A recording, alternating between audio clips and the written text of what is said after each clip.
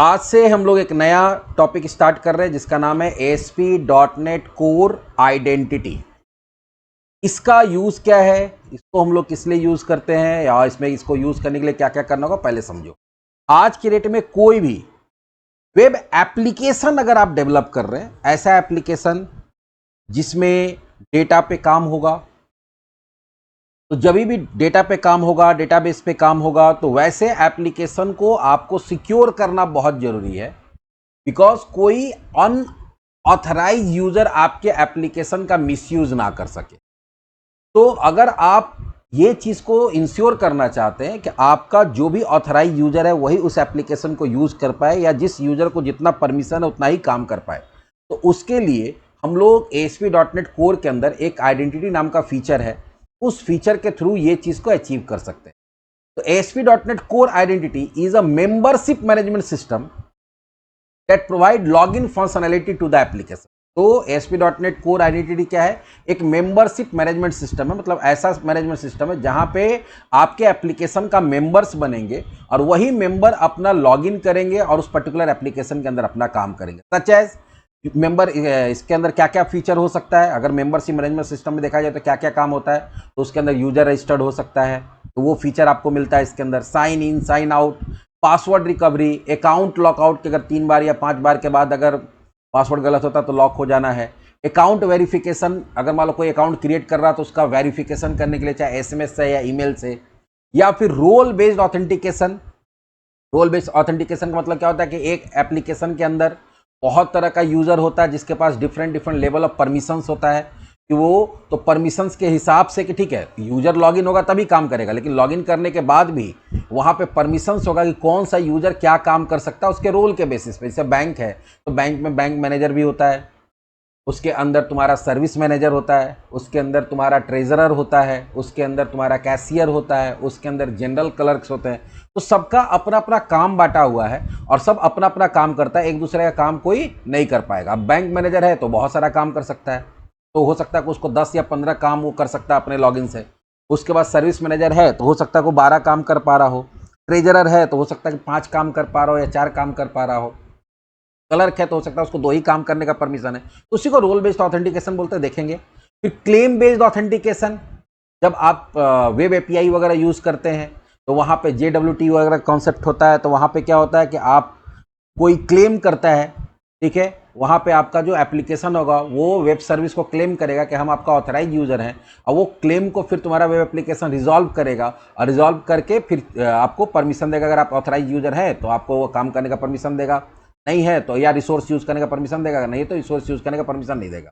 फिर third party authentication, जहाँ पे Google login, Facebook login, Insta login, LinkedIn login, ये सब हो सकता है, ठीक है। तो वो बहुत सारा कुछ है। एक्सटर्नल ऑथेंटिकेशन है, 2 फैक्टर ऑथेंटिकेशन है कि पासवर्ड भी लेगा और OTP भी आएगा या मेल भी जाएगा। तो बहुत सारा चीज़ है, वो सारा कुछ अगर आप अपने एप्लीकेशन के अंदर इंप्लीमेंट करना चाहते हैं तो वो किसके थ्रू होता है? ASP.NET कोर आइडेंटिटी फीचर के थ्रू ही आप अपने ASP.NET एप्लीकेशन के अंदर इंप्लीमेंट कर सकते हैं। मतलब अब हम लोग पूरा जो लॉगिन सिस्टम है, रजिस्ट्रेशन सिस्टम है, उसको इंप्लीमेंट करने जा रहे हैं इस पर्टिकुलर टॉपिक के अंदर। ASP.NET कोर आइडेंटिटी का फीचर क्या क्या है? तो सबसे पहला होता है यूजर मैनेजमेंट। यहाँ पे आप यूजर क्रिएट कर सकते हैं, अपडेट कर सकते हैं, डिलीट कर सकते हैं, ठीक है। यूजर का इंफॉर्मेशन रिट्रीव करके कहीं पे दिखाना, जैसे मान लो लॉगिन होगा तो यूजर का नेम दिखना चाहिए, तो वो सारा काम कर सकते हैं। तो सीधा सीधी बात है, यूजर के डेटा को मैनेज कर सकते हैं। रोल मैनेजमेंट कर सकते हैं, जहां पे आप रोल बना सकते हैं, पर्टिकुलर यूजर को रोल असाइन कर सकते हैं, रोल को रिवोक कर सकते हैं कि हाँ भाई, या एक यूजर को मल्टीपल रोल भी दे सकते हैं। तो ASP.NET core identity support role based authorization. यहाँ पे आप रोल बेस्ड ऑथराइजेशन कर सकते हैं कि ठीक है लॉगिन भी कर भी लिया तो ऐसा नहीं कि सारा काम कर सकता है, उसको जितना परमिशन दिया हुआ रहेगा उतना ही काम करेगा। We can create role for our application and then these role are assigned to the user। तो यहाँ रोल बना सकते हैं और उसको अलग अलग यूजर पे अलग अलग रोल की, कोई एडमिन है, कोई हो सकता है कि एग्जीक्यूटिव है, कोई स्टाफ हो सकता है, और कोई यूजर या स्टूडेंट हो सकता है, जैसा भी तुम्हारा एप्लीकेशन उसके अकॉर्डिंग। फिर पासवर्ड मैनेजमेंट होता है, जहाँ पे आपका ऑटोमेटिक पासवर्ड हैशिंग होता है कि जब आपका डेटाबेस में पासवर्ड स्टोर होगा तो वो इनक्रिप्टेड फॉर्म में जाएगा, ताकि अगर डेटाबेस का भी एक्सेस किसी के पास है तो किसी का पासवर्ड ना देख पाए। पासवर्ड को वैलिडेशन का पॉलिसी हो सकता है कि आप अगर पासवर्ड कोई डाल रहा है रजिस्टर करते समय, तो उसमें तुम ऐसा पॉलिसी डाल सकते हो कि उसमें एक कैपिटल लेटर होना चाहिए, एक स्मॉल लेटर होना चाहिए, मिनिमम इतना लेंथ होना चाहिए, उसमें एक सिंबल होना चाहिए, तो वो सब सारा कुछ बताया जा सकता है। अकाउंट लॉकआउट, क्या ये भी उसमें पॉलिसी लगा सकते हैं कि अगर 3 बार या 5 बार अगर तुम्हारा पासवर्ड गलत होता है तो तुम्हारा क्या होगा, अकाउंट लॉक हो जाएगा। And other security feature to protect user account, और भी बहुत सारा सिक्योरिटी फीचर होता है जिसके थ्रू आप अपने अकाउंट को क्या कर सकते हैं, प्रोटेक्ट कर सकते हैं। फिर यूजर ऑथेंटिकेशन, ये क्या है, it provide functionality for authenticating user. यहां पे अगर मान लो कोई यूजर आईडी पासवर्ड डाल रहा है, तो उस यूजर आईडी पासवर्ड को ऑथेंटिकेट करना कि भाई यूजर का जो आइडेंटिटी अपना दे रहा है कि मेरा यूजर नेम ये है, मेरा पासवर्ड ये है, वो सही है कि नहीं, वो भी इसके थ्रू हम लोग करते हैं। User authorization, once a user is authenticated, एक बार यूजर आईडी पासवर्ड सही हो गया, तुम्हारा लॉगिन हो गया, तो फिर वो ऑथराइजेशन दिखता है कि तुमको क्या क्या काम करने का ऑथराइज है बेस्ड ऑन रोल या क्लेम। जैसे हम बताए ना कि रोल असाइन हो सकता है, क्लेम असाइन हो सकता है, जो भी रोल या क्लेम आया है उसके बेसिस वो किस रिसोर्स को यूज कर सकता है, किस रिसोर्स को यूज नहीं कर सकता है। जैसे मान लो कि एक कॉलेज है, तो कॉलेज का मेन गेट पे क्या है, वो क्लोज कैंपस है। तुम जब जाओगे तो तुमसे पूछेगा ना कि आप स्टूडेंट हैं, कि आप टीचर हैं, कि आप स्टाफ हैं, क्या हैं, तो आप अपना आईडी कार्ड दिखाओगे, ठीक है, क्या हम स्टूडेंट हैं, तो आपको कॉलेज में जाने दे दिया, ठीक है। या फिर अगर आप बोलेंगे हम स्टाफ है तो आपको कॉलेज में रहने देगा, आप बोलेंगे हम फैकल्टी हैं, आपको कॉलेज में रहने देगा, आप बोलेगा हम अपना आईडी कार्ड दिखाएंगे हम प्रिंसिपल, आपको कॉलेज में रहने देगा। लेकिन मान लो तुम एक स्टूडेंट का आईडी लेके कॉलेज में घुस तो गया, अब क्या तुम प्रिंसिपल के चेयर पे जाके बैठ सकते हो? नहीं ना, क्योंकि उसके लिए तुम ऑथराइज नहीं हो। कोई स्टाफ है वो चला गया तो क्या क्लास में जाके क्लास अटेंड कर सकता? नहीं, क्योंकि क्लास अटेंड करने के लिए ऑथराइज नहीं है। तो ठीक है, कैंपस में आप घुस गए, आप ऑथेंटिक यूजर हैं, आप उस कॉलेज में या उस कैंपस में घुसने के लिए ऑथराइज हैं, आपको ऑथेंटिकेट कर दिया कि गार्ड हाँ के आप आ सकते हैं अंदर। लेकिन आप वहां पे कॉलेज में घुसने के बाद आप कौन सा सर्विस एक्सेस कर सकते हैं और कौन सा सर्विस एक्सेस नहीं कर सकते, उसके लिए ऑथराइजेशन होता है कि आप किस चीज के लिए ऑथराइज है और किस चीज के लिए ऑथराइज नहीं है। तो वो होता है वही यूजर ऑथराइजेशन, जब आप रिसोर्स को यूज करने की कोशिश करेंगे और अगर वहां रोल या रोल असाइन किया गया, रोल बेस्ड ऑथेंटिकेशन इंप्लीमेंट किया गया, तो आपका रोल को चेक करता, तो वही है role based authentication. This type of authentication allow user to assign role, यहाँ पे आप रोल असाइन कर सकते हैं, which can be use for identity and access control, जो कि तुम्हारा आइडेंटिटी और एक्सेस कंट्रोल, आप कौन कौन सा चीज को एक्सेस कर सकते हैं, कौन कौन सा एक्सेस को नहीं कर, कौन कौन सा चीज को एक्सेस नहीं कर सकते। That means based on the role assign the user we can restrict access to certain resources. तो यूजर को हम लोग रोल के हिसाब से सर्टेन चीज को रिस्ट्रिक्ट कर सकते हैं। जैसे मान लो बैंक है, तो बैंक में एक होता लोन इशू करने का भी कुछ ना कुछ फंक्शनैलिटी होगा, लेकिन लोन इशू करने का परमिशन किसको है? मैनेजर को। अब अगर कोई चाहेगा, कोई ट्रेजरर है वो लोन क्या करे, असाइन कर दे या लोन को क्या बोल दे हम लोग बोल दे कि लोन को इशू कर दे, तो वो उसको परमिशन नहीं हो सकता है। तो वहां पे क्या होगा कि भाई बताया जाएगा कि जब भी लोन वाला मॉड्यूल यूज करने का कोशिश करेगा, लोन वाला मान लो कोई व्यू यूज करने का कोशिश कर रहा है, कंट्रोलर यूज करने का यूज कर रहा है, कुछ भी वो हम लोग अलग अलग जगह लगा सकते हैं, एक्शन मेथड यूज करने की कोशिश कर रहा है, तो वहां पे क्या होगा, वहां पे आप बता सकते हैं कि नहीं, लोन वाला सिर्फ मैनेजर जिसको रोल है वही कर सकता है, बाकी नहीं कर सकता है, तो वो हो सकता है। फिर हम बताया भी claim based authentication, this type of authentication allow user to assign claim which can be used for identity and access control similar to the role based authentication। जैसे रोल बेस्ड होता है वैसे क्लेम बेस्ड होता है, बस इसमें claim में क्या होता है कि ये ज्यादातर तुम्हारा वेब सर्विस के अंदर यूज होता है। जो वेब एप्लीकेशन है वहाँ रोल बेस्ड होगा, और जहाँ पे तुम्हारा वेब सर्विस होगा वहाँ पे क्या होगा, क्लेम बेस्ड होगा, जहाँ JWT वगैरह जाता है। फिर जब तुम्हारा एप्लीकेशन वापस रिक्वेस्ट भेजता है तो वो क्लेम करता है, क्लेम बना के भेजता है, और वो क्लेम को फिर तुम्हारा यहाँ पे क्या करता है, ऑथेंटिकेशन ऑथराइज करेगा। वो जब हम लोग आगे देखेंगे प्रैक्टिकली तो समझ में आ जाएगा।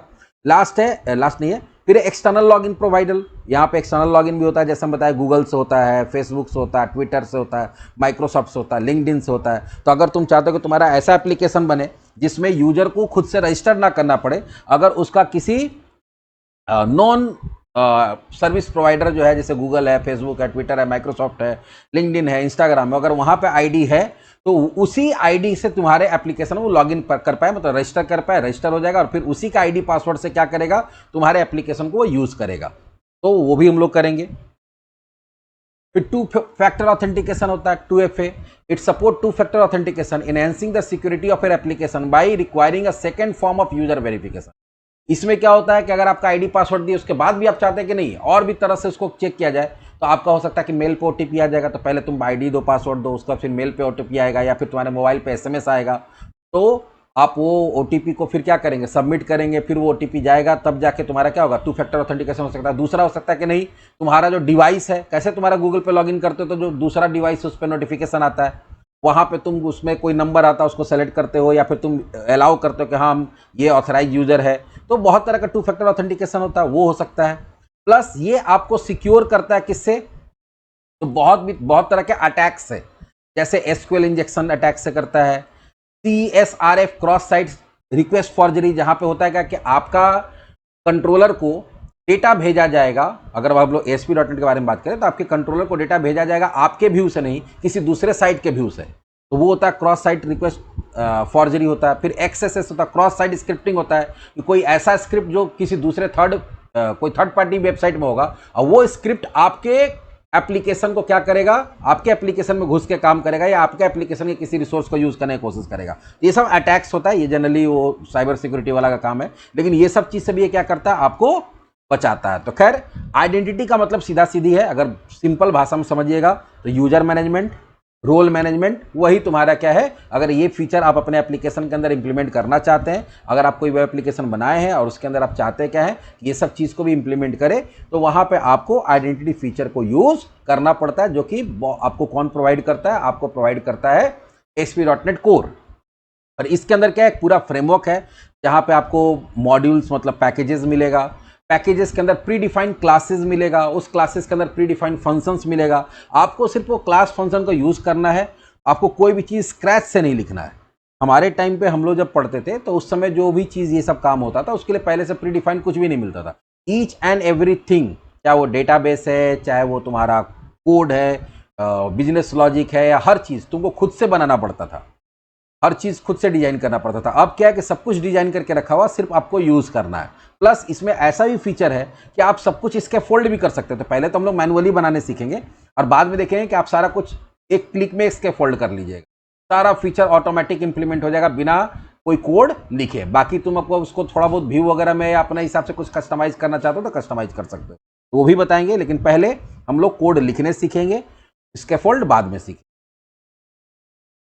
अब कभी भी ASP.NET कोर आइडेंटिटी आप यूज करते हैं तो इसके अंदर कुछ हम बोले ना कि बना बनाया आपको पैकेजेस मिलता है, पैकेजेस के अंदर बना बनाया क्लासेस मिलता है, तो वही होता है मेन कंपोनेंट, जिस कंपोनेंट का यूज करके पूरा का पूरा आइडेंटिटी को हम लोग क्या करेंगे, आइडेंटिटी को इंप्लीमेंट करेंगे। यूजिंग द फॉलोइंग कंपोनेंट, यहाँ पे नीचे कुछ कंपोनेंट्स दिया है, we can perform different type of operations. अब आइडेंटिटी में अलग अलग काम करने के लिए आपको अलग अलग कंपोनेंट दिया गया है और उसी का यूज करके आप अलग अलग काम कर सकते हो।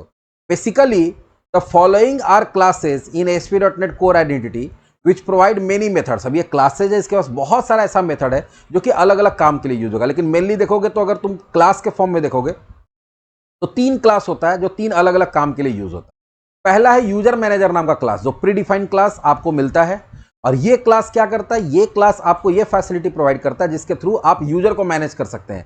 आप यूजर को रजिस्टर कर सकते हैं, ठीक है, आप यूजर का पासवर्ड चेंज कर सकते हैं, आप यूजर का पासवर्ड रिकवर कर सकते हैं। तो यूजर से रिलेटेड जो भी काम है वो सारा किसके थ्रू होता है, यूजर मैनेजर के थ्रू। दूसरा होता है रोल मैनेजर। अभी जब यूजर बन गया तो अगर आप रोल भी चाहते हैं कि नहीं रोल भी इंप्लीमेंट होगा, तो वहां पे रोल बनाना, रोल को असाइन करना, रोल को रिवोक करना, ठीक है, वो सारा फंक्शनैलिटी किसके थ्रू होता है, रोल मैनेजर के थ्रू होता है। और साइन इन मैनेजर का यूज होता है साइन इन और साइन आउट। यूजर बन गया, रोल बन गया, तो अब जो कोई यूजर आईडी पासवर्ड डाला तो उसको साइन इन करना है, साइन इन हो गया, काम खत्म हो गया, लॉग आउट करना है। तो साइन इन और sign out, log in log out से रिलेटेड जो भी काम होगा, चाहे वो तुम्हारा यूजर आईडी पासवर्ड के थ्रू हो रहा है या एक्सटर्नल लॉगिन है उसके थ्रू हो रहा है, उसको मैनेज कौन करेगा, साइन इन मैनेजर। तो ये 3 क्लास जो है वो यूजर को मैनेज करने के लिए, रोल को मैनेज करने के लिए और साइन इन साइन आउट को मैनेज करने के लिए एक तरह से सर्विस क्लासेज जो आपको सर्विस प्रोवाइड करेगा, जिसके थ्रू आप बहुत सारा काम कर सकते हैं, यूजर से रिलेटेड, रोल से रिलेटेड और साइन इन साइन आउट से। ये तो हो गया तुम्हारा जो सर्विस रिलेटेड क्लासेज, जो फंक्शंस प्रोवाइड करेगा, जिसके थ्रू आप अलग अलग काम करेंगे। प्लस ये कुछ मॉडल्स भी प्रोवाइड करता है। मॉडल मतलब क्या, जो पहले से बना बनाया मॉडल है, सिर्फ आप उसको यूज करना। जैसे आपकी हम क्या बोले कि आपका जो भी यूजर होगा, पासवर्ड होगा, रोल होगा, हर चीज का इंफॉर्मेशन कहाँ स्टोर होगा, हर चीज का इंफॉर्मेशन स्टोर होगा डेटाबेस में। तो डेटाबेस में टेबल बनाना होगा, तो टेबल बनाने के लिए मॉडल का जरूरत पड़ेगा। अगर तो मॉडल यहाँ पे पहले से बना बनाया है, बस आपको उसको यूज करना है। तो यहाँ पे क्या है, जैसे हम बोले कि यहाँ दो चीज आप बना सकते हैं, यूजर बना सकते हैं, रोल बना सकते हैं। तो यूजर बनाने के लिए जो मॉडल होता है वो होता है आइडेंटिटी यूजर, और रोल से रिलेटेड जो मॉडल होता है वो होता है आइडेंटिटी रोल। तो आइडेंटिटी यूजर क्या है, this is the default user class in ASP.NET Core identity which include common property like user name, email, phone number, etc। उसमें क्या है, पहले से कुछ कॉमन प्रॉपर्टी है। उसके बाद जो कॉमन प्रॉपर्टी के बाद अगर आपको लगता है कि नहीं, जो कॉमन प्रॉपर्टीज है उसके बाद हमको अपना भी कुछ प्रॉपर्टी डालना, जैसे उसके अंदर फर्स्ट नेम नाम का नहीं है, लास्ट नेम नाम का नहीं है, जैसे यूजर रजिस्टर करवा रहे हो तो तुम चाहते हो उसमें फर्स्ट नेम भी स्टोर हो, लास्ट नेम भी स्टोर हो, DOB भी स्टोर हो, तो वहां पे ठीक है, ईमेल आईडी है, फोन नंबर है, पासवर्ड है और भी कुछ है जो कि नॉर्मल है। लेकिन अगर आप एडिशनल कुछ रखना चाहते हैं तो आप अपना एक क्या बना सकते हैं, अपना मॉडल बना सकते हैं और उसमें इनहेरिट करा लेंगे किसको, आइडेंटिटी यूजर का। तो हम लोग किसी भी क्लास को अगर किसी क्लास के अंदर इनहेरिट कराते हैं तो उसका सारा प्रॉपर्टी आ जाता है, तो उसमें जो कॉमन है वो तो आ जाएगा, और तुमको अपना जो एडिशनल ऐड करना वो भी ऐड कर सकते हो, दिखाएंगे कैसे होगा। और दूसरा होता है role, this is the default role class in the ASP.NET Core identity, ये डिफॉल्ट रोल क्लास है। इसके थ्रू हम लोग क्या करेंगे, रोल बनाएंगे, और इसके अंदर दो तीन ही प्रॉपर्टी होता है, जैसे रोल आईडी होता है, रोल का नाम होता है, और बहुत ज़्यादा कुछ नहीं होता है। अगर तुमको कुछ एक्स्ट्रा इन्फॉर्मेशन रखना है, जैसे मान लो रोल डिस्क्रिप्शन, तो उसके लिए तुम फिर वही करो, अपना रोल नाम का एक क्या बनाओ, क्लास बनाओ, और उसके अंदर इसको इनहेरिट कराओ, और उसमें जो भी अपना प्रॉपर्टी ऐड करना वो कर दो। तो हम लोग करेंगे आगे जब जरूरत पड़ेगा। तो फिलहाल बिना रोल वाला भी हम लोग जो पढ़ेंगे वो बिना रोल वाला पढ़ेंगे, रोल का एक सेपरेट टॉपिक होगा। प्लस इसके अंदर एक और चेंजेस होगा कि अगर आप कोई ऐसा प्रोजेक्ट बना रहे हैं, इस प्रोजेक्ट के अंदर आप क्या कर रहे हैं, आप उसके अंदर अगर आइडेंटिटी का फीचर इंप्लीमेंट कर रहे हैं, तो जो आपका DB कॉन्टेक्स्ट होगा उसका भी स्ट्रक्चर लिटिल बिट डिफरेंट होता है। क्या डिफरेंट होता है भाई, तो वो डिफरेंट ये होगा कि जो हम लोग DB कॉन्टेक्स्ट बनाते हैं, तो DB कॉन्टेक्स्ट डेटाबेस कॉन्टेक्स्ट बनाते हैं, चाहे किसी भी नाम से बना रहे हैं, एप्लीकेशन DB कॉन्टेक्स्ट या किसी भी नाम से बना रहे हैं, तो वो उसका एक बेस क्लास होता है DB कॉन्टेक्स्ट। उसका बेस क्लास क्या होता है, DB कॉन्टेक्स्ट। तो DB कॉन्टेक्स्ट के जगह पे यहां पे आपको उसको इनहेरिट कराना पड़ेगा आइडेंटिटी DB कॉन्टेक्स्ट से।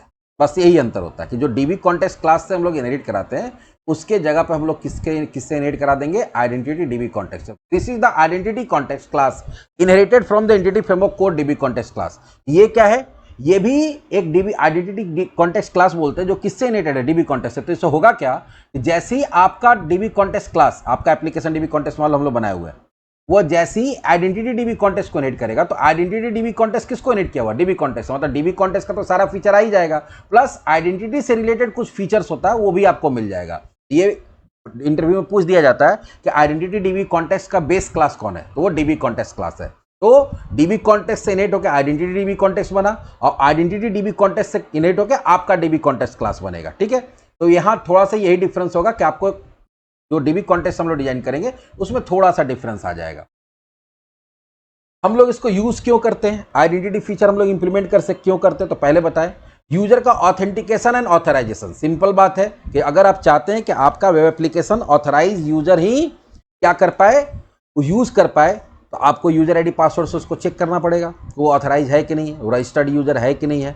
ठीक है, उसके बाद अगर रजिस्टर्ड यूजर है तो उसको क्या करने का परमिशन है, क्या करने का परमिशन नहीं है, तो वो सारा फीचर अगर आप इंप्लीमेंट करना चाहते हैं तो हम लोग आइडेंटिटी का यूज करते हैं। तो ASP.NET Core identity provide the solution if your application requires membership management. अगर आपको आपका एप्लीकेशन में मेंबरशिप मैनेजमेंट का सिस्टम इंप्लीमेंट करना है तो आपको आइडेंटिटी फीचर यूज करना पड़ेगा। That means we need to use ASP.NET Core identity when we need standard user registration, जहां पे यूजर रजिस्टर्ड कर पाए, लॉगिन फंक्शनलिटी, लॉगिन हो पाए यूजर नेम पासवर्ड के थ्रू, और एडवांस फीचर जैसे कि एक्सटर्नल लॉगिन हो पाए, अकाउंट लॉकआउट हो जाए, 2 फैक्टर ऑथेंटिकेशन करना। तो ये सारा काम करना है अगर आपको अपने एप्लीकेशन के अंदर, तो आइडेंटिटी ही यूज करना पड़ेगा।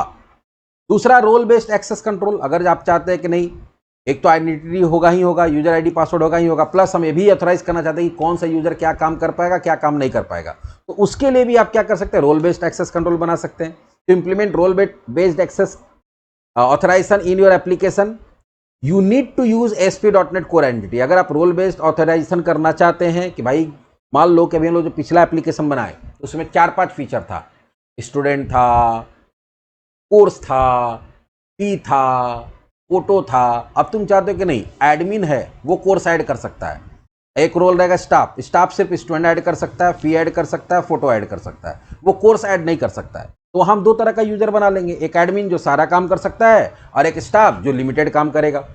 तो उस तरह का काम करना है तो वहां पर हम लोग उसका यूज करते हैं। Plus security and compliance need, आज के डेट में कोई भी एप्लीकेशन जब बनता है तो एप्लीकेशन जब भी कोई भी बनवाएगा, कोई भी एप्लीकेशन बनाएगा, कोई भी कंपनी बनाएगा, तो कंपनी का जब ऑडिट होता है तो कंपनी के अंदर जो एप्लीकेशंस रन करता है उसका भी ऑडिट होता है कि आपके कंपनी में कौन कौन सा एप्लीकेशन रन कर रहा है, और ये भी देखा जाता है कि कितना सिक्योर एप्लीकेशन है।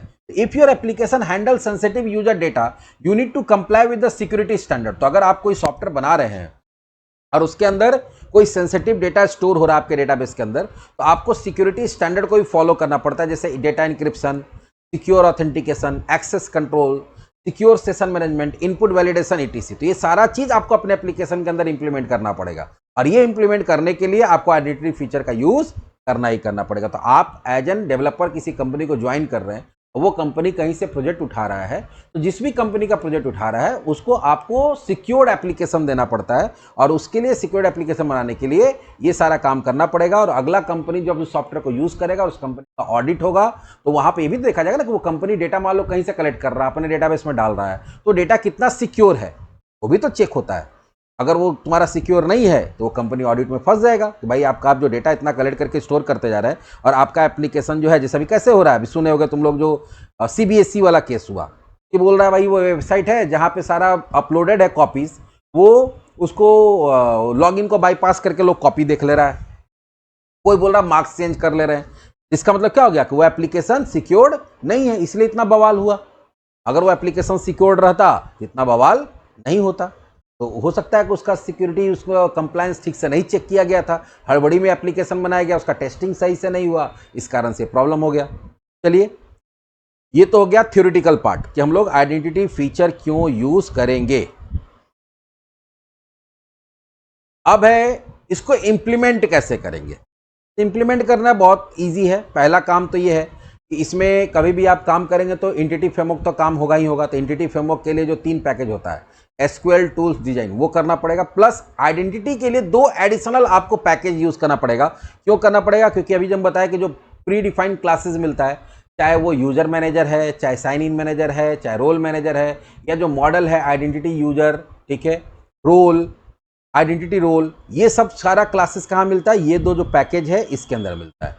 ये 2 एडिशनल पैकेज अब आपको इंस्टॉल करना पड़ेगा किसी भी एप्लीकेशन के अंदर, जिसके अंदर आप एंटिटी फ्रेमवर्क तो यूज कर ही रहे हैं, साथ ही साथ आप आइडेंटिटी फ्रेमवर्क भी यूज कर रहे हो। चलो साथ ही साथ बनाते चलते हैं, जितना कॉन्फ़िगर आज हो जाए। हाँ बोलो।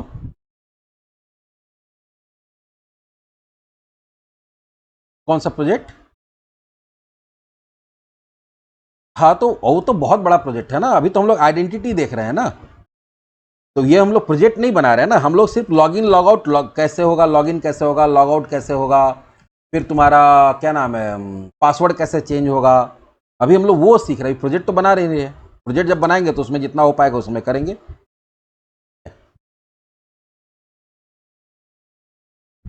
अब यहाँ पे आप किसी भी नाम से एक प्रोजेक्ट बना लो। अभी हम लोग सिर्फ आइडेंटिटी इंप्लीमेंट करना सीख रहे हैं, प्रोजेक्ट नहीं बना रहे हैं। यहाँ पे कोई भी ASP.NET प्रोजेक्ट का टेम्पलेट ले लिए MVC का, और यहाँ नाम देते हैं आइडेंटिटी कोर डेमो।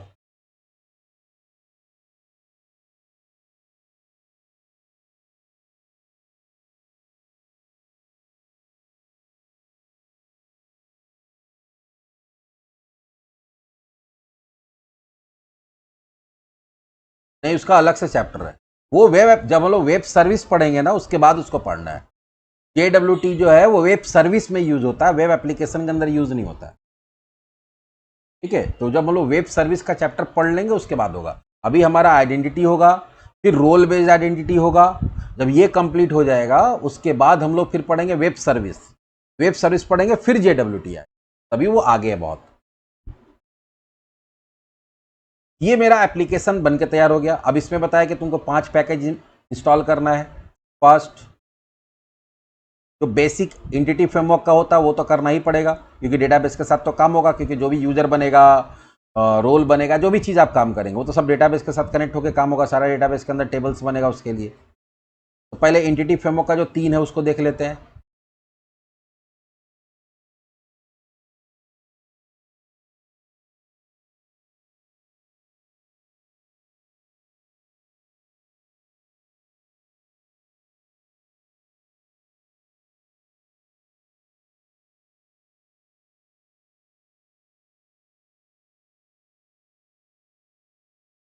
डिजाइन पहले किए हम लोग एसक्यूएल सर्वर, फिर डिजाइन, फिर टूल्स। ये तो कॉमन पैकेजेस था।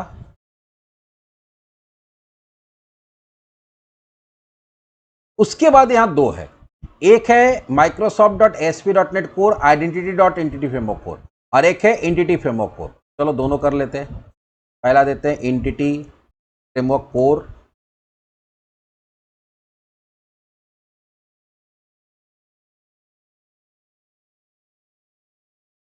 और एक देते हैं आइडेंटिटी.एंटिटी फ्रेमवर्क। इसमें आएगा Microsoft.ASP.NET Core Identity.Entity Framework Core। ये जो एडिशनल क्लासेस का हम लोग को जरूरत पड़ेगा टू इंप्लीमेंट द आइडेंटिटी, वो सारा हम लोग को ये 2 पैकेज के अंदर, ये पैकेजेस इंस्टॉल करने का कहानी है हम लोग का। दूसरा, अब आपको बनाना पड़ेगा क्या, मॉडल फॉर द यूजर, क्योंकि यूजर का जो भी इंफॉर्मेशन होगा, user name, email ID, phone number and then password, वो कहां पे होगा, तो उसके लिए एक टेबल बनता है। अब वो टेबल किसके बेसिस पे बनेगा, एक मॉडल के बेसिस पे बनेगा, और वो मॉडल किसके बेसिस पे, वो मॉडल पहले से प्री डिफाइन होता है, इसका नाम है तुम्हारा आइडेंटिटी यूजर। लेकिन आइडेंटिटी यूजर के पास क्या है, आइडेंटिटी यूजर के पास लिमिटेड फील्ड्स है। तो अगर आप चाहते हैं कि नहीं कुछ फील्ड्स आपके हिसाब से हो, तो आपको अपना एक मॉडल बनाते हैं और उस मॉडल में इनहेरिट करा देते हैं आइडेंटिटी को। तो इससे क्या होगा, आइडेंटिटी का सारा फीचर आ जाएगा तुम्हारे मॉडल के अंदर, और तुम एडिशनल जो उसके अंदर प्रॉपर्टीज ऐड करना चाहते हो वो कर सकते हो। तो चलो मॉडल के अंदर चलते हैं। अब मॉडल के अंदर एक नया मॉडल बनाते हैं, ऐड क्लास, और इसका नाम जैसे यहाँ पे हम लोग दिए यूजर, ऐसे उसका नाम क्या है जो प्री डिफाइन आता है, उसका नाम है आइडेंटिटी यूजर। लेकिन अभी हम लोग बना रहे हैं यूजर.cs, या यूजर्स भी बना सकते हो, यूजर्स.cs। और इसको आपको इनहेरिट करा लेना है किसके साथ, आइडेंटिटी के साथ, आइडेंटिटी यूजर। तो यहाँ पे एरर आ रहा है, तो ये इसका पैकेज को इंस्टॉल इंपोर्ट करना पड़ेगा यूजिंग Microsoft.ASP.NET Core Identity, इसीलिए वो पैकेज को इंस्टॉल किए थे। ये मिल गया। अब इसमें क्या है कि देखो, इसमें होता है user name, email ID, password, ये सब मिल जाता है। यूजर नेम होता है, यूजर नेम किसको बोलते हैं, जैसे पहले होता था ना कि आज तो यूजर नेम में ईमेल आईडी डाल देते हैं, पहले यूनिक यूजर नेम याद रखना पड़ता था, आप बनाते थे, जैसे हम लोग खुद बनाते थे, जैसे मेरा हम लोग बनाते थे विकास, ठीक है, 1 2 3 ऐसा करके। तो यहाँ पे वो यूजर नेम अलग होता है, एक होता है कि नहीं नेम, जैसे कोई भी यूजर होगा तो उसका अपना नाम भी तो होगा, ठीक है। तो हम लोग यहाँ पे नेम को स्टोर करने के लिए, जो यूजर है उसका अपना नाम वो स्टोर करने के लिए यहाँ पे कोई भी प्रॉपर्टी नहीं है, तो हम लोग यहाँ एक प्रॉपर्टी बना देंगे, पब्लिक स्ट्रिंग नेम, डेट और सेट। इसी तरह से तुम चाहते हो कि नहीं डेट ऑफ बर्थ भी उसका स्टोर हो जाए, तो वो भी तुम कर सकते हो। नहीं फिलहाल भी उतना डिटेल में नहीं जाते हैं हम लोग, उतना ज़्यादा फील्ड ऐड नहीं करेंगे। मतलब जो आइडेंटिटी यूजर के अंदर जो फील्ड्स है वो रहेगा, और प्लस एक मेरा फील्ड रहेगा नेम। अब अगर आप चाहते हैं कि नहीं फादर नेम भी आ जाए, तो तुम फादर्स नेम भी डाल दो रजिस्टर करते समय। तुम एड्रेस चाहते हो तो एड्रेस भी डाल सकते हो, ठीक है, तो वो सब डाल सकते हो। फोन नंबर, ईमेल आईडी पहले से रहता है उसके अंदर, इसलिए उसको डालने का जरूरत नहीं है। तो फिलहाल हम लोग नेम डाले, यूजर नेम अपने आप रहेगा, ईमेल आईडी अपने आप रहेगा, फोन नंबर अपने आप रहेगा, पासवर्ड अपने आप रहेगा, वो सारा कुछ कहां से आ जाएगा, यहां से। चलो ये भी हमारा काम हो गया। उसके बाद अब हम लोग बनाएंगे डीबी कॉन्टेक्स्ट। क्या बनाएंगे, डीबी कॉन्टेक्स्ट, क्योंकि डीबी कॉन्टेक्स्ट बना के फिर उसको रजिस्टर करना पड़ेगा। डीबी कॉन्टेक्स्ट हम लोग मॉडल के अंदर भी बना सकते हैं, या जनरली क्या होता है, अब अगर आप क्लीन आर्किटेक्चर में जाएंगे तो डीबी कॉन्टेक्स्ट के लिए आप अलग से एक फोल्डर बना लीजिए, और इस फोल्डर का नाम दे दीजिए डेटा, और इसके अंदर डीबी कॉन्टेक्स्ट बनाइए, राइट क्लिक, ऐड क्लास, और नाम देते हैं एप्लीकेशन डीबी कॉन्टेक्स्ट डॉट। कोई भी जो डीबी कॉन्टेक्स्ट होता है वो जनरली पहले हम लोग क्या करते थे, डीबी कॉन्टेक्स्ट नाम का एक क्लास होता था, उससे इनहेरिट करा देते थे। अब क्या होगा कि अगर आप आइडेंटिटी फीचर कर रहे हैं तो आपको यहां करना पड़ता है आइडेंटिटी डीबी कॉन्टेक्स्ट। इससे बेनिफिट क्या होगा कि डीबी कॉन्टेक्स्ट, क्योंकि आइडेंटिटी डीबी कॉन्टेक्स्ट क्लास को इनहेरिट किया तो डीबी कॉन्टेक्स्ट वाला फीचर तो आ ही जाएगा, साथ ही साथ आइडेंटिटी से रिलेटेड कुछ फीचर्स भी तुम्हारे डीबी कॉन्टेक्स्ट के अंदर आ जाएगा। ये भी तुम्हारा कहाँ मिलेगा, जो नेम स्पेस उसको इंपोर्ट कर लिए। बाकी अंदर कहानी सेम रहता है, पब्लिक कंस्ट्रक्टर बनेगा एप्लीकेशन डीबी कॉन्टेक्स्ट, और यहाँ पे वही डीबी कॉन्टेक्स्ट ऑप्शंस का ऑब्जेक्ट आएगा।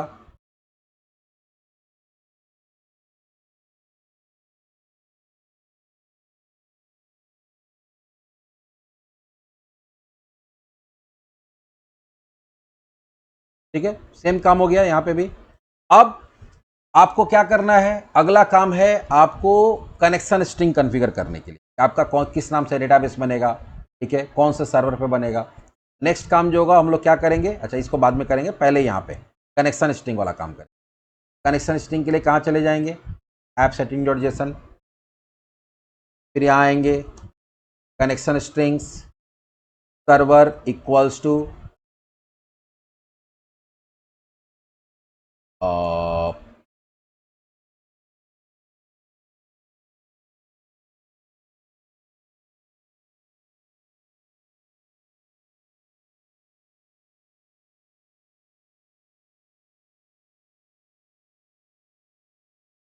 अच्छा वो छूट गया, वही करली ब्रैकेट ठीक आया था यहाँ पे, हम ही लोग गड़बड़ की।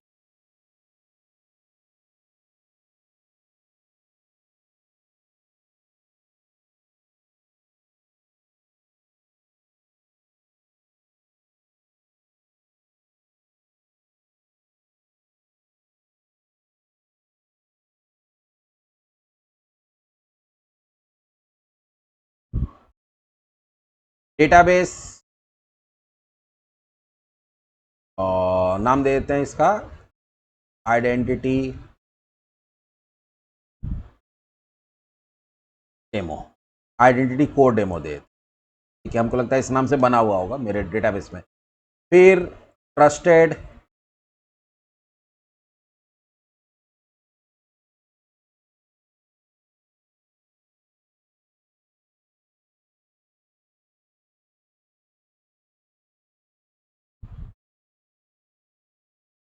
कनेक्शन स्ट्रिंग भी हमारा कॉन्फ़िगर हो गया। एक बार जब कनेक्शन स्ट्रिंग कॉन्फ़िगर हो गया तो हम लोग डीबी कॉन्टेक्स्ट को क्या करते हैं, रजिस्टर करते हैं। लेकिन यहाँ डीबी कॉन्टेक्स्ट को जब रजिस्टर करेंगे तो उसके साथ कुछ और भी चीज़ रजिस्टर करेंगे। पहले तो डीबी कॉन्टेक्स्ट जैसे नॉर्मल रजिस्टर होता है वैसे कर लेते हैं। डीबी कॉन्टेक्स्ट को रजिस्टर करने के लिए आपको कहाँ जाना पड़ेगा, pram.cs में, और बिल्डर ऐप बिल्ड होने से पहले वो सर्विस ऐड करना पड़ेगा, क्योंकि ये हम लोग हर जगह हर कंट्रोलर के अंदर ये डीबी कॉन्टेक्स्ट हमको मिल जाए, इसलिए हम लोग क्या कर रहे हैं, इसको इंजेक्ट कर रहे हैं। यही है डिपेंडेंसी इंजेक्शन। अगर कोई पूछेगा pram.cs में डिपेंडेंसी इंजेक्शन क्या है, तो यही सब है, ये जो सर्विसेज के अंदर जितना चीज़ ऐड करते हैं यही डिपेंडेंसी इंजेक्शन है। अरे तो ये सर्विस बात नहीं समझ, वो वहाँ पे हम लोग अपने प्रोग्राम के अंदर इंजेक्ट कर रही है, हम लोग कंट्रोलर DI कंटेनर के अंदर ऐड कर रहे हैं ना। ये जब तक इसको हम ऐड नहीं करेंगे तब तक वहाँ पे इंजेक्ट थोड़ी कर सकते हैं। ये हम लोग DI कंटेनर में ऐड कर रहे हैं, तो ये तो उसी का प्रोसेस का पार्ट है। हम लोग वहाँ अपने कंट्रोलर के अंदर इंजेक्ट वहाँ पे कर रहे हैं जहाँ पे यूज़ करना है, लेकिन इंजेक्ट करने के लिए वो मेडिसिन तो आपके पास होना चाहिए ना। यहाँ पे वो मेडिसिन प्रिपेयर हो रहा है जिसको आप इंजेक्ट करेंगे।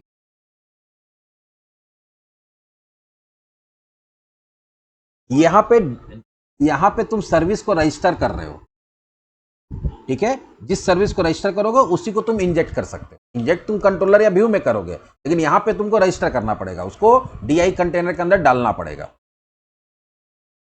हाँ पार्टी है, जब तक हम, सिंपल बात है, जब तक हम रजिस्टर नहीं करेंगे तो वो अवेलेबल ही नहीं होगा टू इंजेक्ट। इंजेक्ट करने के लिए तुमको सीरीज में डालना पड़ेगा ना, तो सीरीज तुम्हारा कंटेनर हो गया। सीरीज जो होता है वो कंटेनर हो गया, उसके अंदर जो तुम मेडिसिन को लोड करते हो, होता है ना, जो भी तुम्हारा कंटेनर के अंदर मेडिसिन है उसमें वो सुई को डाला जाता है और उसका पंप पीछे से खींचा जाता है। तो पंप जब खींच रहे हो तो तुम सीरीज में उसको क्या कर रहे हो, लोड कर रहे हो। ये वही काम हो रहा है। तुम्हारे पास मेडिसिन है, एक क्लास है, एक सर्विस है, एप्लीकेशन डीबी कॉन्टेक्स्ट फिलहाल मान के चलो, तो वो तुम्हारा कहाँ है, वो वायल के अंदर है। अब तुम क्या कर रहे हो, यहां पे तुम क्या कर रहे हो, उसको अपने इंजेक्शन के अंदर लोड कर रहे हो। लोड हो गया, अब लोड हो गया तो तुम उसको किसी को भी इंजेक्ट कर सकते हो, कहीं पे भी इंजेक्ट कर सकते हो। जहां इंजेक्ट करेंगे वहां जहां पे आप उसका ऑब्जेक्ट बना के कंस्ट्रक्टर के थ्रू इंजेक्ट करते हैं। इंजेक्ट कर रहे मतलब क्या हो गया, आप उसके बॉडी में डाल के उसको पुश कर रहे हैं। अभी फिलहाल हम इसको पंप करके दवाई को इंजेक्शन के अंदर खींच रहे हैं, रेडी कर रहे हैं to inject. Application DB context,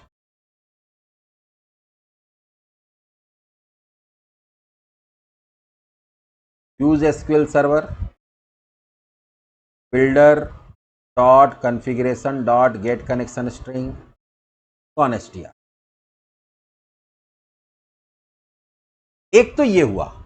दो चीज और आपको क्या करना पड़ेगा इसके अंदर, दो क्लास और आपको रजिस्टर करना पड़ेगा, क्योंकि उसका यूज आपको कंट्रोलर्स के अंदर करना पड़ सकता है। वो है तुम्हारा, बताए क्या, एक हो गया तुम्हारा यूजर और दूसरा हो गया रोल। क्योंकि हम बताए क्या कि तुमको हर जब भी आपको लॉग इन करना, लॉग आउट करना, जहां से भी यूजर रजिस्टर करना है, पासवर्ड चेंज करना है, तो वहां पे तुमको user manager, sign in manager, role manager, ये तीनों क्लास का जरूरत पड़ेगा। तो तीनों क्लास को भी आपको रजिस्टर करना पड़ता है। और रजिस्टर करते समय आप चाहे तो कुछ एडिशनल इंफॉर्मेशन भी दे सकते हैं, जैसे देखो यहाँ पे दिया हुआ है। अब हम लोग क्या कर रहे हैं कि आइडेंटिटी का फीचर ऐड कर रहे हैं, और उसमें तुमको यूजर्स जो हम लोग बनाए हैं और प्लस रोल, ये दोनों को क्या करना पड़ेगा, दोनों को इंजेक्ट करना पड़ेगा। तो यहाँ पर हम लोग क्या कर सकते हैं, builders dot services dot add identity, मतलब हम आइडेंटिटी से रिलेटेड जो सर्विसेज है उसको भी क्या करना चाहते हैं, उसको भी सर्विस के अंदर ऐड करना चाहते हैं, ताकि आप जहां चाहें, जिस कंट्रोलर के अंदर चाहें, उसको वो दोनों क्लास, जो यूजर क्लास है और रोल क्लास है, वो आपको मिल जाए। तो इसके लिए ऐड आइडेंटिटी किए, और यहां पे आपको दोनों क्लास को ऐड करना पड़ेगा। हम लोग जो अपना क्लास बनाए वो क्या बनाए थे, यूजर्स, या यूजर्स ले लिए। और रोल के लिए हम लोग अपना क्लास नहीं बनाए। अच्छा, यूजर्स यहाँ पे नहीं आ रहा है, तो इसको हम लोग क्या करेंगे, इंपोर्ट कर लेंगे, आ गया। और रोल के लिए हम लोग जो पहले से बना बनाया है उसी को यूज करेंगे, भले आप रोल यूज करें चाहे ना करें, आपको यहां से इंजेक्ट करना पड़ेगा। ये पार्ट है उसका, ये दोनों साथ में जाएगा, आइडेंटिटी, रोल। और यहां पे ऐसे करके आपको एक और चीज करना पड़ता है लास्ट में, ऐड एंटिटी फ्रेमवर्क स्टोर, ठीक है। और इसके अंदर आपको देना पड़ता है अपना एप्लीकेशन डीबी कॉन्टेक्स्ट का ऑब्जेक्ट। बताएंगे इसके लिए क्यों, इसको क्यों जरूरत पड़ता है।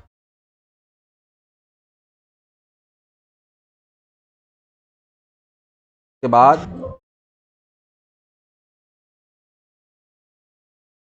Dot add default token provider, add dB context,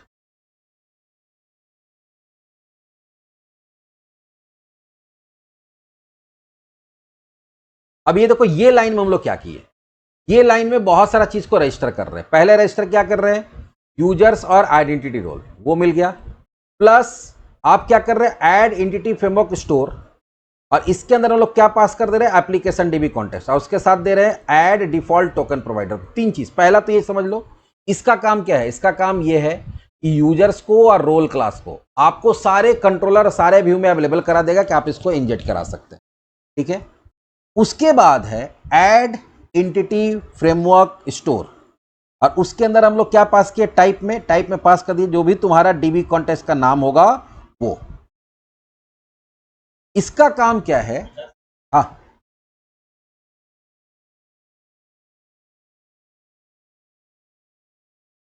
हाँ, रोल अभी अभी अभी हम लोग रोल बना सकते हैं। रोल में क्या है, अभी हम लोग रोल यूज नहीं कर रहे हैं। अगर आप रोल यूज कर रहे हैं तो रोल में जनरली दो ही प्रॉपर्टी होता है, रोल में जनरली दो ही प्रॉपर्टी होता है। पहला प्रॉपर्टी जो होता है वो होता है आईडी, रोल आईडी, और दूसरा होता है तुम्हारा क्या नाम है, उसका रोल का नेम। अब आप अगर जैसे यहां पे हम लोग यूजर्स क्लास क्यों बनाए, क्योंकि यूजर आइडेंटिटी, यूजर के अंदर जो प्रॉपर्टीज था उसको छोड़ के तुम्हारा कुछ अपना पर्सनलाइज प्रॉपर्टी भी ऐड करना था। तो वैसे अगर रोल में तुम अगर अपना कोई पर्सनलाइज प्रॉपर्टी यूज करना चाहते हो, तब हम लोग क्या करते हैं, तब हम लोग अपना तुम बना सकते हो रोल, तुम रोल रोल बना लो और उसमें तुम किसको इनेट करा लो, आइडेंटिटी रोल को, ठीक है। लेकिन अगर आ?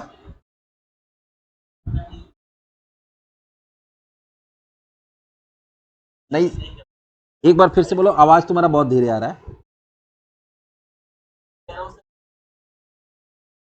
हाँ, इसीलिए हम लोग रोल का कोई क्लास नहीं बनाए, जो था उसी को, क्योंकि ये सिंटेक्स का पार्ट है कि जब भी आप इंजेक्ट कर रहे हैं तो दोनों को साथ में कर सकते हैं, तो दोनों को साथ में कर दिए हम। अभी हम इसका यूज नहीं है, इसलिए हम इसमें किसी भी तरह का कस्टमाइजेशन नहीं कर रहे हैं। ठीक है,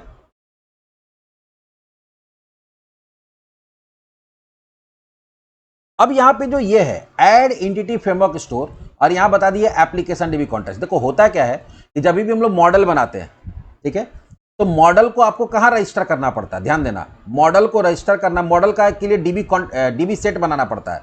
याद है ना कि अगर स्टूडेंट नाम का मॉडल बनाए हैं तो आपको डीबी सेट बनाना पड़ता है, किसके अंदर, कॉन्टेक्स्ट के अंदर। अगर आप कोर्स नाम से बनाए हैं तो कोर्स का डीबी सेट बनाना पड़ता है। लेकिन अभी तुम ध्यान दो कि यहां पे हम लोग कोई भी डीबी सेट बनाए नहीं है, यहाँ कोई डीबी सेट बना है, नहीं बना है। लेकिन फिर भी जब डीबी सेट जितना होता है उतना ही तुम्हारा टेबल बनता है। लेकिन यहाँ पे हम लोग कोई भी डीबी सेट नहीं बनाया है। क्यों नहीं बनाया है? क्योंकि आप यहाँ पे एक सर्विस रजिस्टर कर रहे हैं, ऐड एंटिटी फ्रेमवर्क स्टोर। आप क्या बता रहे हैं कि ये जो एप्लीकेशन डीबी कॉन्टेक्स्ट है, इसमें इंटरनली वो सारा डीबी सेट ऐड हो जाएगा जितना टेबल का रिक्वायरमेंट है। जितना भी टेबल बनेगा, एंटिटी आइडेंटिटी अपने लिए बनाएगा, उसके लिए इंटरनली वो ऐड करेगा, यूजर को ऐड करने का जरूरत नहीं है। प्लस जब भी हम लोग सेशन वगैरह रन करता है, जैसे मान लिया आप लॉगिन करेंगे, तो लॉगिन करेंगे तो क्या होता है, आपका सेशन आईडी वगैरह होता है, कुकीज में वो स्टोर होता है, वो स्टोर होकर जाता है क्लाइंट के पास में, जब तक लॉगिन रहता है, फिर लॉग आउट होता है तो कुकीज में डिलीट होता है। तो इसका इंटरनल मैकेनिज्म है। तो उसके लिए जो टोकन जनरेट होता है, ये JWT नहीं है, ये ध्यान रखना, ये JWT वाला टोकन का बात नहीं हो रहा। जब भी आप लॉगिन करते हैं तो लॉगिन करते समय जैसे ही लॉगिन करते हैं तो आपका एक सेशन स्टार्ट होता है, और सेशन से रिलेटेड इंफॉर्मेशन क्लाइंट के कंप्यूटर में चला जाता है, स्टोर हो जाता है। तो उसमें एक क्या होता है, उसके अंदर एक यूनिक कोड जाता है, टोकन जाता है, जो कि ये बताता है कि ये पर्टिकुलर कुकीज जो है वो मेरा ही वेबसाइट से भेजा हुआ है। तो वो जो बताया गया कि भाई वो जो होगा, हमारा अलग से कोई वो टोकन जनरेट करने के लिए कोई क्लास वगैरह हम सर्विस नहीं ऐड किए। जो एंटिटी फ्रेमवर्क का अपना डिफॉल्ट है, वो डिफॉल्ट जो है वही अपना टोकन जनरेट करेगा, हमको एडिशनली कोई कोड लिखने का जरूरत नहीं है। ये तो हो गया बेसिक, कि अगर आपको बेसिक आइडेंटिटी का काम करना तो इतना करना ही पड़ेगा। लेकिन अब आप चाहें तो बहुत सारा पॉलिसीज बता सकते हैं, जैसे पासवर्ड पॉलिसी बता सकते हैं, लॉकआउट पॉलिसी बता सकते हैं। तो वो अगर वो सब भी बताना है तो वो बताने के लिए भी हम लोग कहां करते हैं, यहीं पे यूज करेंगे। देखो, अगर आपको पासवर्ड पॉलिसी वगैरह बताना है तो फिर आपका जो आइडेंटिटी रोल है, यहीं पे आपको ऑप्शंस बताना पड़ता है। ऑप्शंस, फिर ये करली ब्रैकेट स्टार्ट होगा, करली ब्रैकेट बंद होगा, और इसको ऐसे बताना होगा। तो वो तो रहेगा ही रहेगा। ऑप्शंस में हम लोग क्या क्या बता सकते हैं, ये ऑप्शन नहीं भी बताओगे तो चलेगा, लेकिन फिर वही होगा कि पासवर्ड कोई कितना भी लेंथ का डाले, उसमें कैपिटल डाले, नहीं डाले, से कोई मतलब नहीं, अकाउंट लॉकआउट का कोई सीन नहीं रहेगा। लेकिन अगर आप वो सब अपने से करना चाहते हैं तो इसके लिए क्या करना होगा कि अगर वो पॉलिसी बताना चाहते हैं आप, तो पॉलिसी बताने के लिए आपको इसका जो कंस्ट्रक्टर होता है, किसका कंस्ट्रक्टर, ऐड आइडेंटिटी का, ये जो क्लास है इसका जो कंस्ट्रक्टर है, ऐसे ही यहां पे हम लोग इसका जो कंस्ट्रक्टर था ऐड डीबी कॉन्टेक्स्ट का, उसमें हम लोग कनेक्शन स्ट्रिंग पास कर देते हैं। तो वैसे ही आपको यहां पे पास करना पड़ेगा। कैसे पास करेंगे, तो चलिए, पहला है पासवर्ड से रिलेटेड, तो ऑप्शंस डॉट पासवर्ड डॉट, अब यहां पे देखो क्या है, सबसे पहले लेंथ की मिनिमम लेंथ आप कितना रखना चाहते हैं, कुछ बोल रहे हो क्या, रिक्वायर्ड लेंथ हम कितना कर दिए 8, तो मिनिमम 8 लेंथ आपको देना पड़ेगा पासवर्ड का। ठीक है, उसके बाद पासवर्ड से रिलेटेड क्या चाहते हैं, options dot password dot required digit, digit रहेगा कि नहीं रहेगा, हाँ रहेगा, मिनिमम डिजिट एक चाहिए आपको। उसके बाद आपको क्या चाहिए, option dot password dot required upper case, required lower case upper case, पहले अपर केस चाहते हैं।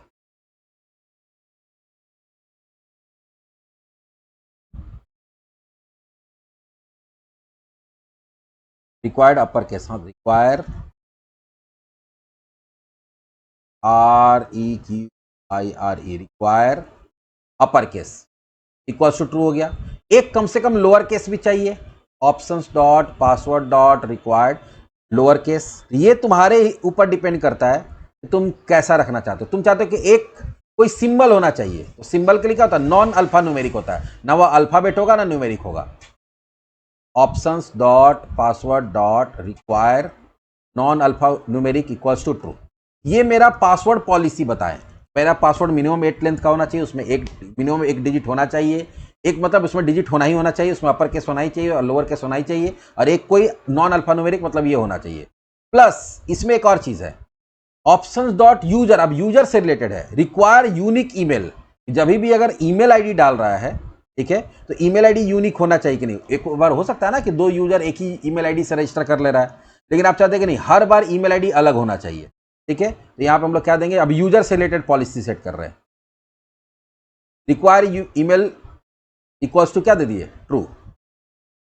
जो ईमेल आईडी जब भी यूजर डालेगा तो वो हमेशा क्या होना चाहिए, यूनिक। मतलब एक ईमेल आईडी अगर डाला हुआ है तो दोबारा ईमेल आईडी डालेगा तो यूजर रजिस्टर नहीं होगा। इसी तरह से क्या है, option dot sign in dot require confirm email. Confirm email का मतलब क्या होता है कि जैसे ही कोई यूजर रजिस्टर करेगा तो उसको एक ईमेल जाएगा, ईमेल में लिंक जाएगा, उस पर वो क्लिक करेगा तब जाके आपका आईडी एक्टिवेट होगा। तो वो वाला फीचर डालना है कि नहीं डालना, नहीं अभी हम लोग को नहीं डालना, क्योंकि ईमेल भेजने अभी हम लोग सीखे नहीं है। इसलिए user dot required, sorry sign in है, sign in dot required confirmation email, क्या कर दे रहे, फॉल्स। मतलब वो वाला सिस्टम नहीं लगाना हमको कि ईमेल के थ्रू आईडी को हम कंफर्म कराएंगे। दूसरा कि रिक्वायर्ड कंफर्म अकाउंट, अकाउंट भी कंफर्म हम नहीं कराएंगे, ये सबको फॉल्स करना होगा। नहीं करोगे तो आईडी बनाने के बाद भी तुम्हारा काम नहीं होगा, क्योंकि आईडी क्या रहेगा, वो एक्टिवेटेड नहीं रहेगा।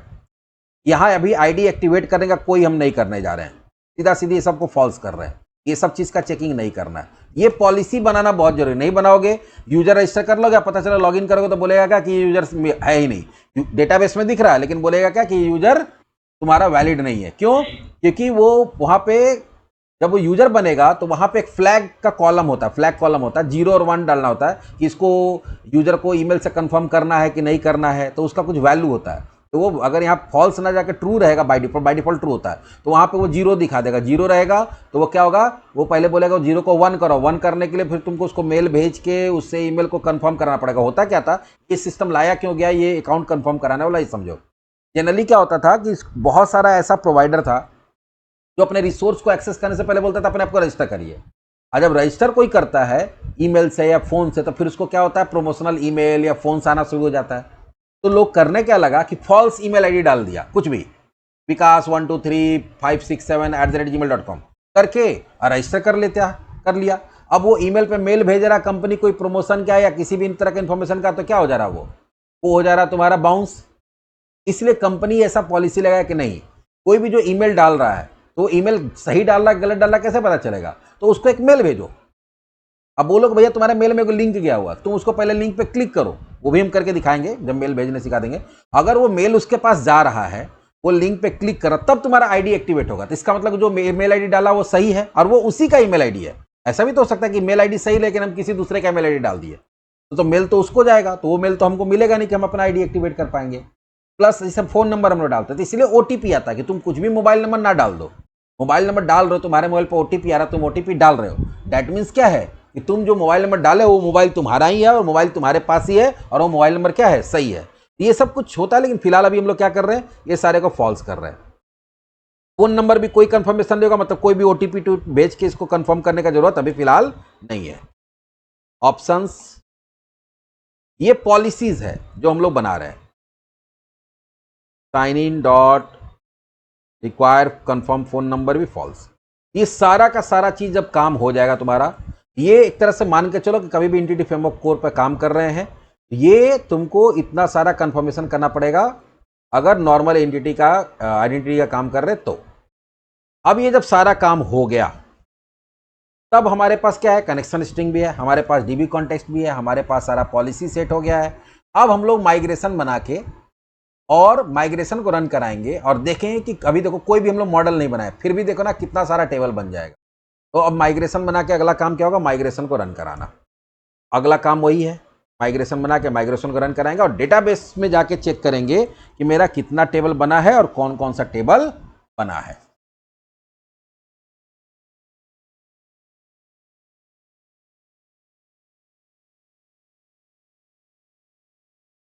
अरे ये कहाँ चलेगा।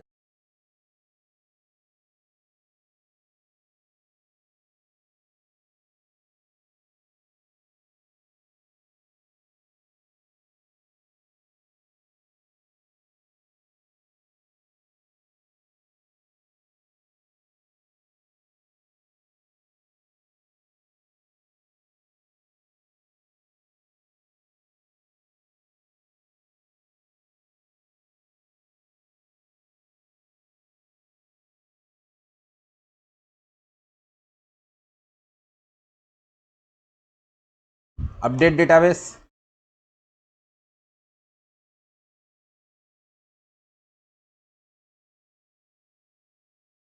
हो गया।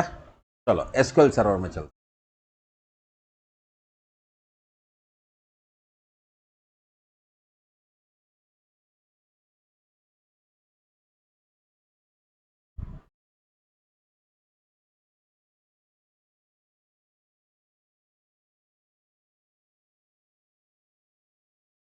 डेटाबेस क्या किए थे हम लोग, आइडेंटिटी कोर डेमो,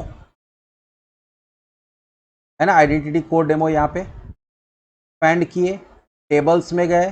अब यहाँ देखो, हम लोग एक भी डीबी सेट नहीं बनाए थे, कहाँ पे, एप्लीकेशन डीबी कॉन्टेक्स्ट के अंदर, लेकिन फिर भी देखो इतना सारा टेबल बन गया। हम लोग मॉडल भी नहीं बनाए हैं, लेकिन फिलहाल अभी जो हमारे काम का टेबल है, अभी जितना हम लोग काम करने जा रहे हैं उसके लिए है एएसपी नेट यूजर्स। ये देखो, ये जो मेरा टेबल है, इसी के अंदर जब यूजर रजिस्टर होगा इसी के अंदर डेटा आएगा। अब इसमें कॉलम देखो क्या क्या है,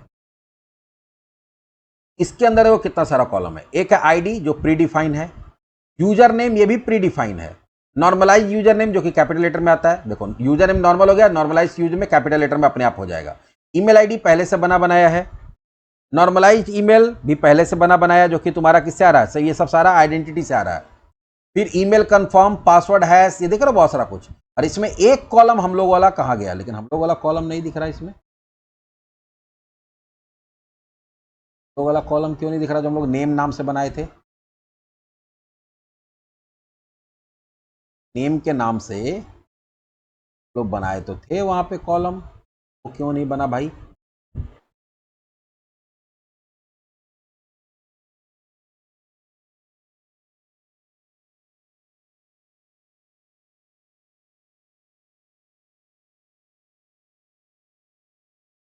यहाँ तो यूजर्स हम लोग दिए हैं, यूजर्स के अंदर पब्लिक स्ट्रिंग नेम भी दिए हुए हैं।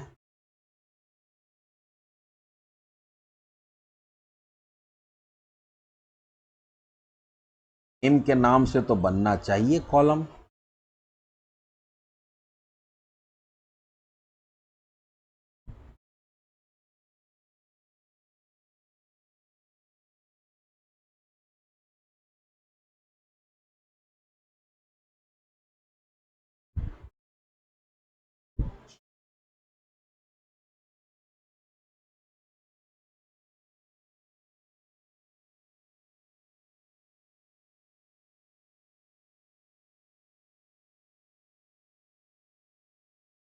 एक काम और करके देख लेते हैं,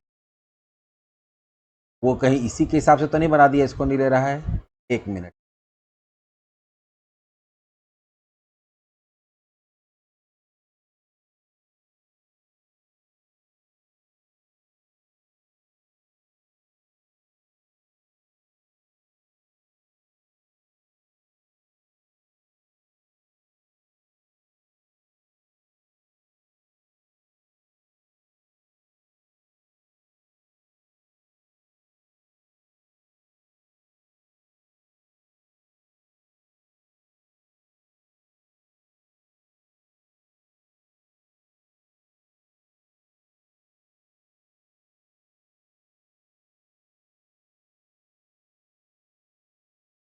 नहीं नहीं, हम चेक कर रहे हैं, सिर्फ हम चेक कर रहे हैं, रुको ना, को चेक कर लें दो पहले।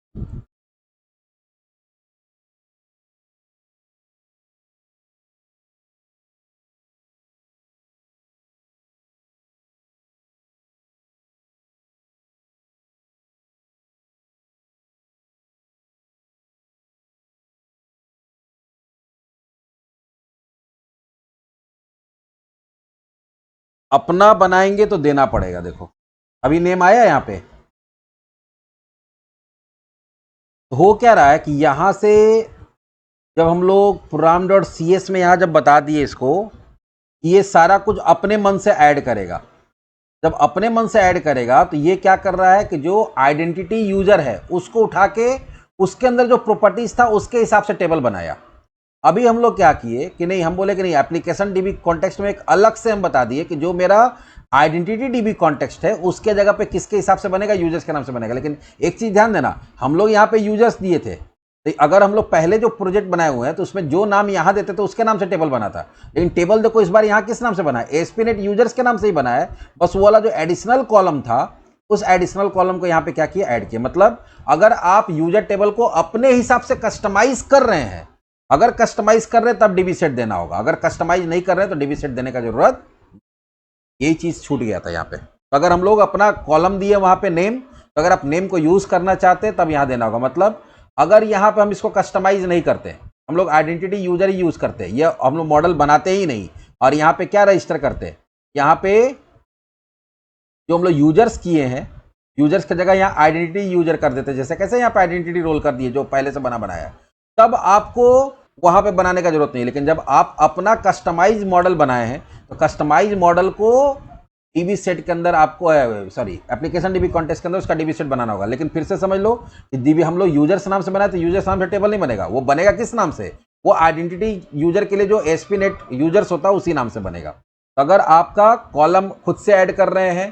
तो आपको यहाँ पे डीबी सेट ऐड करना पड़ेगा। तो ये मेरा देखो बेसिक जो कस्टमाइजेशन होता है वो आज हम लोग देख लिए कि अगर आइडेंटिटी का काम करना तो क्या क्या करना पड़ेगा, तो कौन कौन सा पैकेज को इंस्टॉल करना है। उसके बाद आपको अगर अपना मॉडल बनाना है तो आप कैसे अपना मॉडल बना सकते हैं। उसके बाद आप, हाँ इसमें एक और चीज़ कर सकते हैं, जैसे मान लो तुमको एक और डेट इसमें कॉलम ऐड करना, तुम कर लो पब्लिक डेट ओनली, तुम चाहते हो कि नहीं, यूजर का जनरली DOB भी रहता है, डेट और सेट दे दिए तो DOB भी हो गया। तो DOB हो गया तो फिर हमको क्या करना पड़ेगा, वापस माइग्रेशन रन कराना पड़ेगा, नया प्रॉपर्टी ऐड कर दिए, टूल्स में जाएंगे, फिर नया माइग्रेशन बनाएंगे,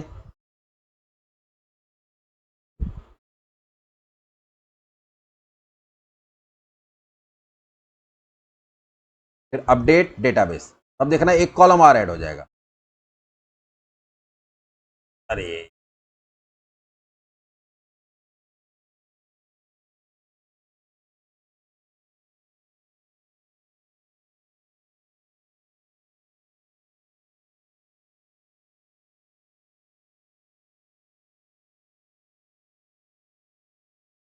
आ गया। तो कस्टमाइज यूजर मॉडल के साथ आपको डीबी सेट ऐड करना पड़ेगा। अगर आप कस्टमाइज नहीं कर रहे हैं, ओरिजिनल वाला यूज कर रहे हैं, तो उसमें जो हम लोग ये वाला चीज यूज किए थे, कौन सा, ऐड एंटिटी फ्रेमवर्क स्टोर, तो उसमें वो सारा कुछ अपने आप ऐड हो जाएगा। लेकिन हम लोग अपना एक दो फील्ड ऐड किए या एक फील्ड एडिशनल ऐड किए तो इसके लिए काम किए। ये हमारा बेसिक कॉन्फ़िगरेशन हो गया, जहाँ पे हम लोग कैसे मॉडल बनाएंगे, कैसे डीबी सेट बनाएंगे, कैसे हम लोग उसको program.cs के अंदर कॉन्फ़िगर करेंगे। मोस्ट इंपॉर्टेंट थिंग, program.cs के अंदर कैसे उसको कॉन्फ़िगर करेंगे। एक बार इसका कोड हम स्क्रॉल कर दे रहे हैं, ऐसे तो ये गिट में चला ही जाएगा लिंक।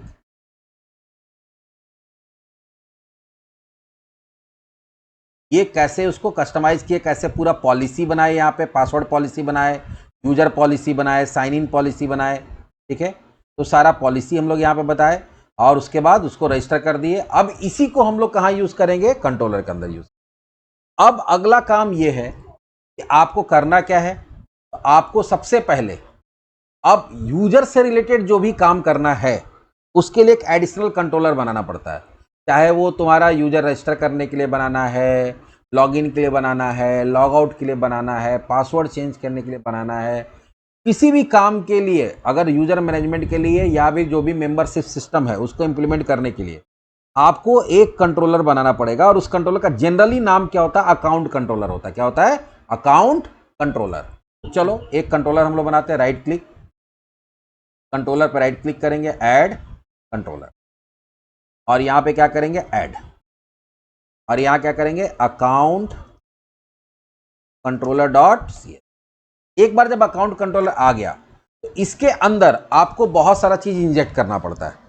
पहला जो इंजेक्ट करना पड़ेगा वो करना पड़ेगा यूजर मैनेजर, और दूसरा करना पड़ेगा साइन इन मैनेजर। क्यों करना पड़ेगा, क्योंकि हम पहले बताएं यूजर मैनेजर के थ्रू आप यूजर क्रिएट करेंगे, यूजर का पासवर्ड क्रिएट करेंगे, यूजर का पासवर्ड अगर चेंज होना तो इसी के थ्रू होगा। तो यूजर से रिलेटेड जो भी काम होगा वो यूजर मैनेजर क्लास के थ्रू होता है, और साइन इन से रिलेटेड जो भी काम होता है वो साइन इन मैनेजर क्लास के थ्रू होता है। तो दोनों को आपको अपने कंट्रोलर के अंदर इंजेक्ट करना पड़ेगा। और कैसे इंजेक्ट करते हैं, तो उसके लिए पहले हम लोग क्या बनाते हैं, प्रॉपर्टी प्राइवेट रीड ओनली, और यहां क्या करेंगे, SIGN, साइन इन मैनेजर। और साइन इन मैनेजर में लेकिन तुमको यहाँ पे क्या करना पड़ेगा कि कौन से यूजर से रिलेटेड है।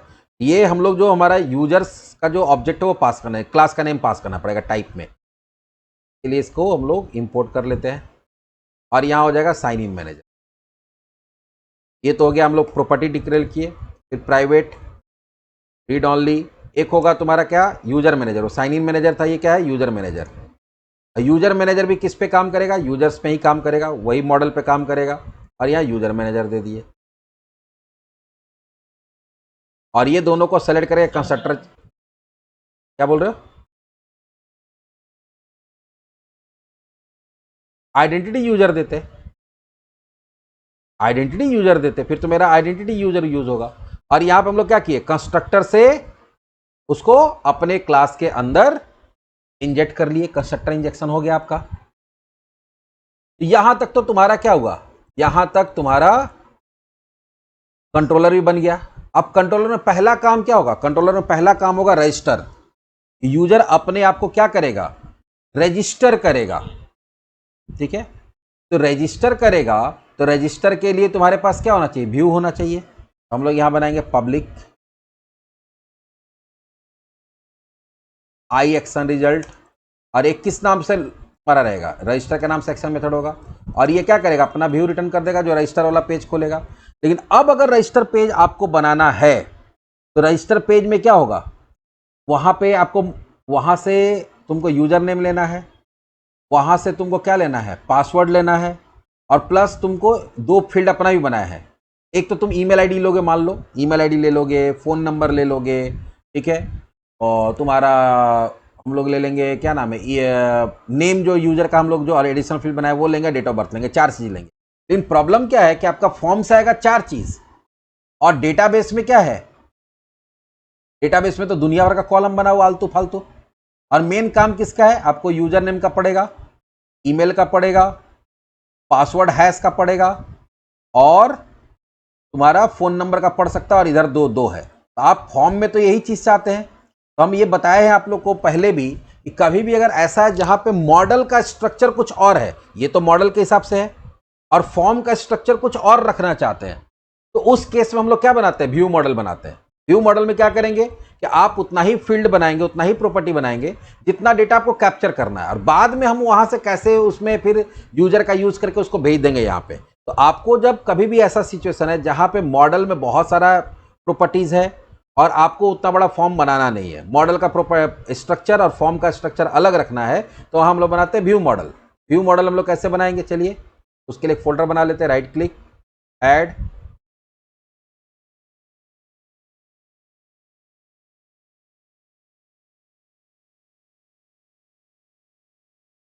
और फोल्डर,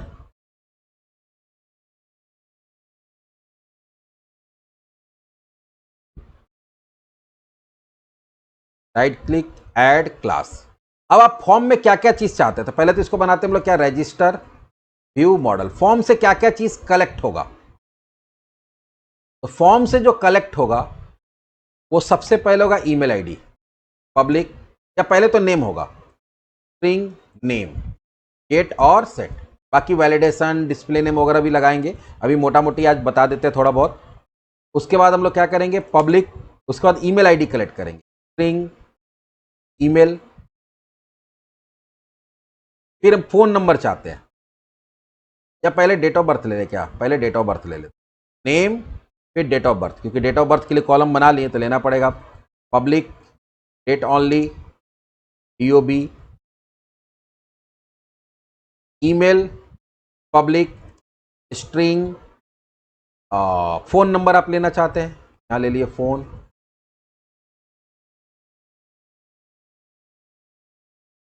उसके बाद आप दो चीज और चाहते हैं, एक तो होगा तुम्हारा पासवर्ड, पब्लिक स्ट्रिंग पासवर्ड, और एक कंफर्म पासवर्ड भी तो इसी में लिया जाता है, पब्लिक स्ट्रिंग कंफर्म पासवर्ड। अब देखो वहां पे पासवर्ड हैश है, यहां तुमको पासवर्ड है, वहां पे कंफर्म पासवर्ड नहीं, यहां तुमको कंफर्म पासवर्ड लेना पड़ेगा ताकि वैलिडेट हो पाए कि दोनों में सेम है कि नहीं है।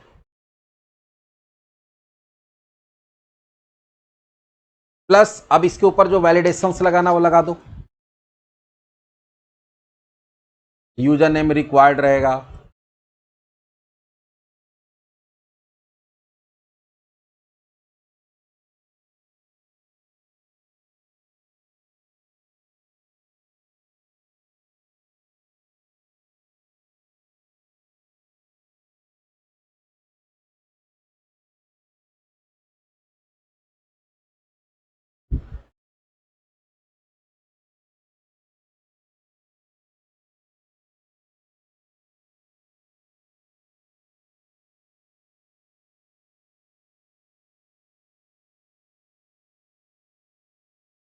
नेम में तो नेम ही रहेगा, कोई दिक्कत नहीं है, डिस्प्ले नेम देने का जरूरत नहीं है।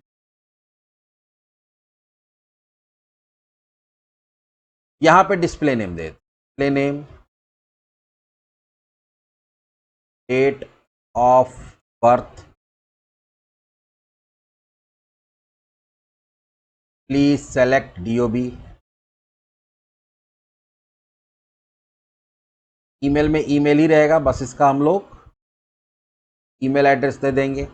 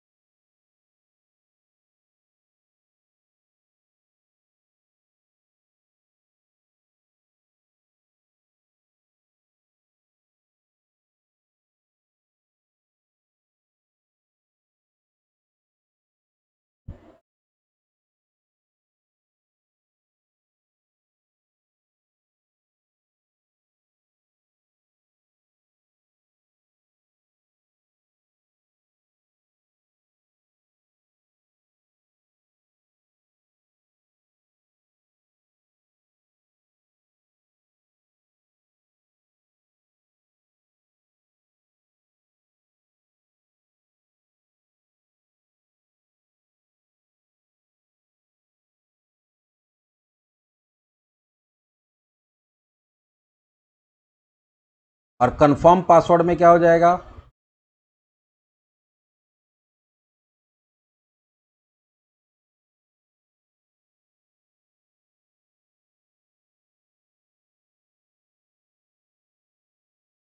सॉरी कंपेयर, कंपेयर हो जाएगा। ये किसके साथ कंपेयर होगा, ये कंपेयर हो जाएगा अदर प्रॉपर्टी क्या है, पासवर्ड के साथ में, पर वाला पासवर्ड के साथ कंपेयर हो जाएगा। इसका एरर मैसेज हो जाएगा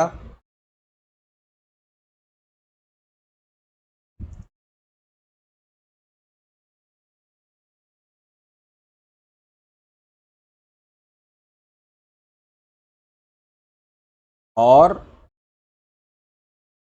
इसका डिस्प्ले नेम चेंज।